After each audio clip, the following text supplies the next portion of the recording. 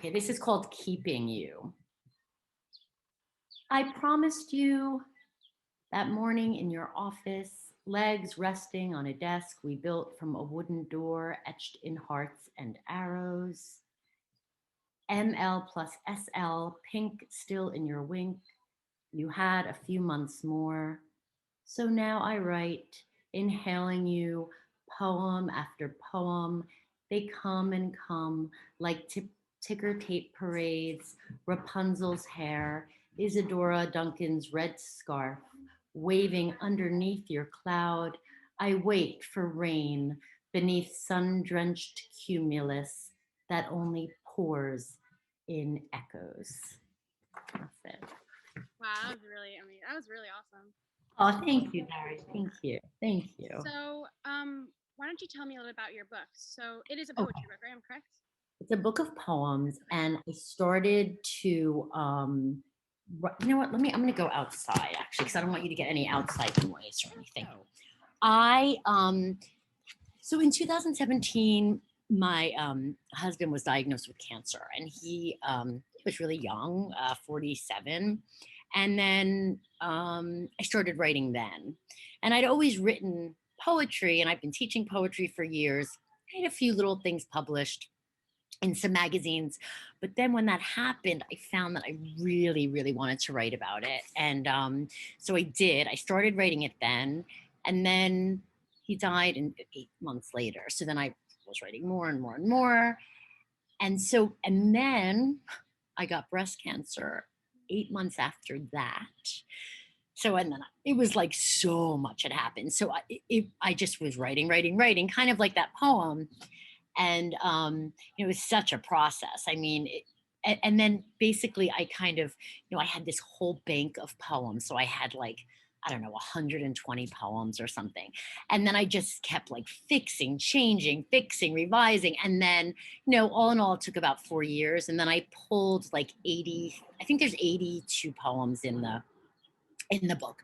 So, and then I kind of sculpted it into 4 chapters. So I used, the trope, something old, something new, something borrowed, something blue for marriage. So basically each chapter is that it's something new, something. So it kind of is something old is about our life together. And they're really a lot of the poems are very happy memories. Right. And then there's something blue, which is when he got sick. And then, oh no, then it's borrowed and it's sort of about my entire family Mhm. and blue and then new.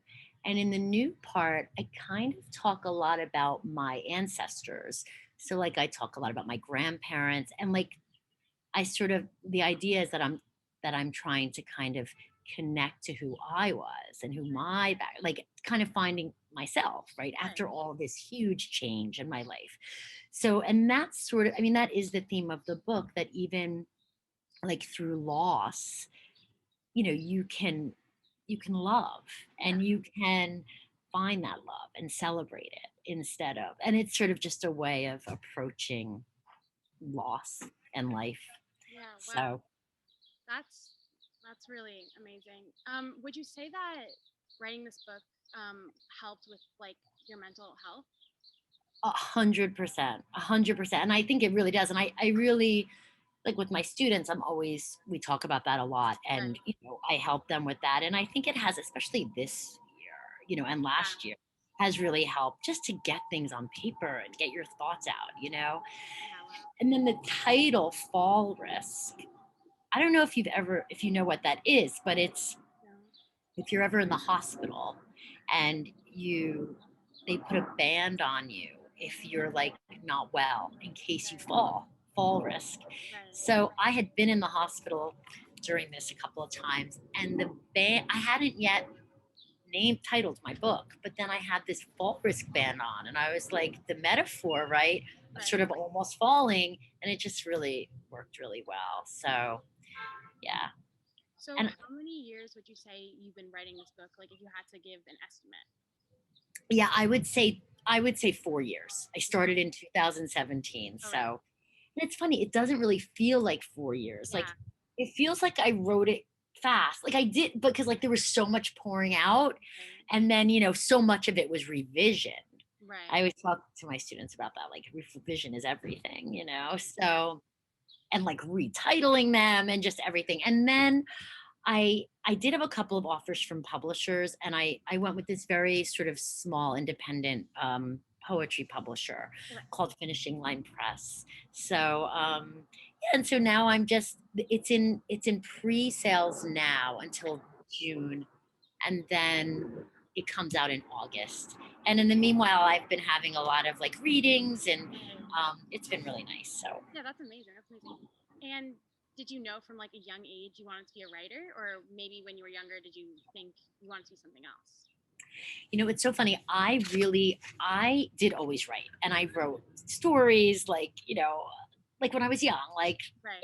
10, 12, and I wrote poems. And, it's funny. I've gone back recently to look at them, and it's fun to do that.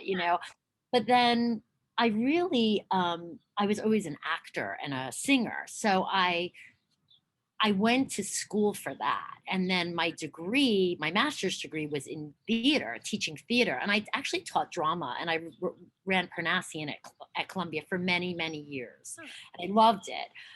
And the thing that really kind of switched my interest to poetry, Right. I I read and studied with the students a book for colored girls who have considered suicide when the rainbow is enough. It's by Entozake Shange. It's a very famous book. You might know it. And it's a poem slash, it's like a choreo poem. So it's like a play and a poem in one book. Okay. And I loved it. I fell in love with it. I love her. Wow. She inspired me a lot, her Yeah. book. Yeah, a lot. And I was like, well, I love poetry, and I just kind of morphed into it. Yeah. And I think when I start teaching something, I throw myself into what I'm teaching. So Amazing. I think in a way, I mean, there's no question, like I definitely got more involved in poetry after I started teaching Right. poetry. And I think so. I really like, I even thank my students in the book because they're the last I say, and I thank you to all the students because from whom I've learned every day. And I do really think that's true. Wow. Yeah. And what do you hope your readers gain from your book? Shoot, let me put you louder. Wait a minute. Oh, sorry. Um. Okay.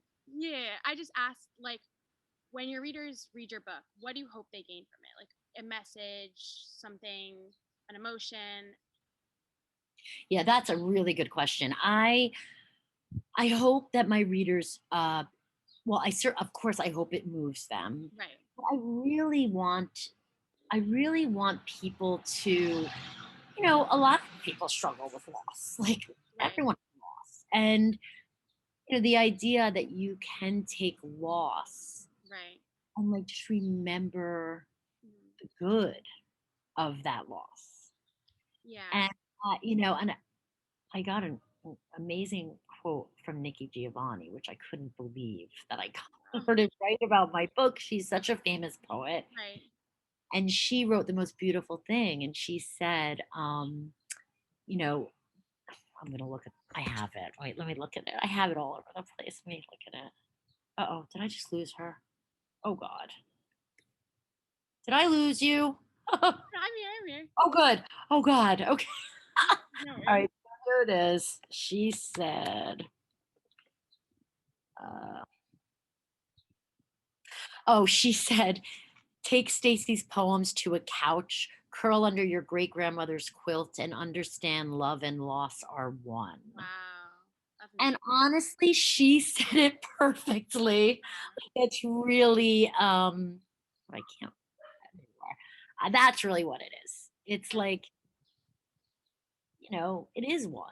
And I think by reading this kind of thing and thinking about it, I hope that it makes people celebrate life Yeah. rather than dwell on death. Yeah. And I think that's it. Yeah. I think why writing a poetry book like this is so important because loss and grief is such a universal feeling That's and topic. And I think that it is addressed to an extent, but it isn't. I think from what I've heard of your first poem, and from what you're telling me, I think the way you're writing this is kind of like an homage and kind of making loss seem spiritual and beautiful in a sense of that there's more to it than just grief. That was beautifully said. That is exactly right. Yeah. That is exact. And actually, I'm going to read one more poem because Yeah, of course. it's really, I think you'll really like it. I'm going to go grab it. And the one thing too that I actually like when I did this reading, I told, I said to the audience, I'm like, look, it's not like this whole thing is going to be sad because it really isn't. Like, there's a lot, but like, it is a heavy topic, but a lot of the things are kind of, they're like light memories. I mean, obviously it's all very heavy, but like, so anyway, this one is kind of that. This is about my husband, and he was a lawyer, and he was a civil rights lawyer. So this kind of sums what up what he did in four stanzas.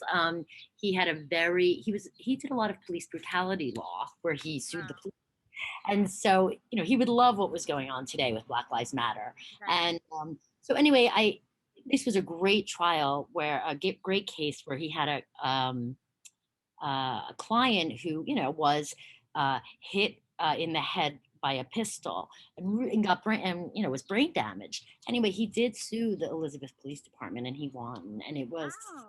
unbelievably exciting because suing the Yeah. police is not easy. So anyway, here's the poem. It's called Portraits.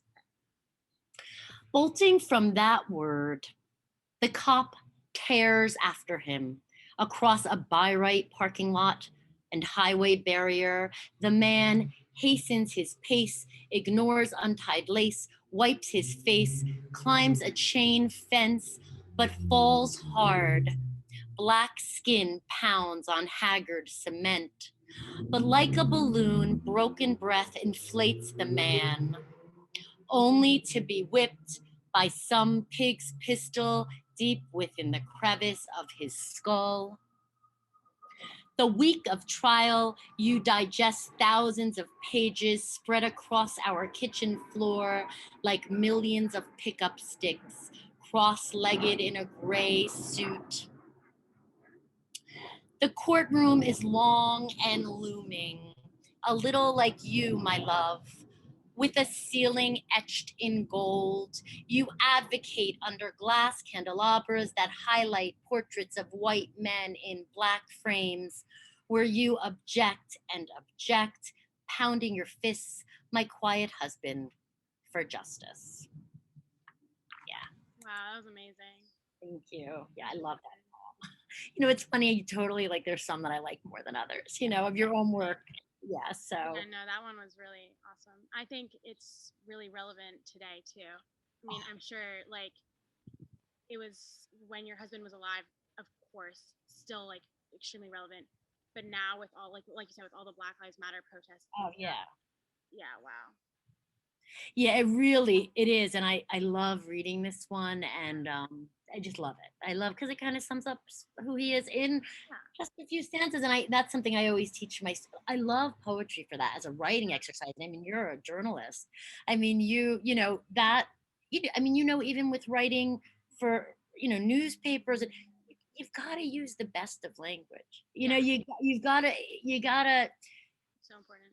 yeah, it's everything, Right. and so I think that poetry teaches that, to Yeah. just use the best. And yeah.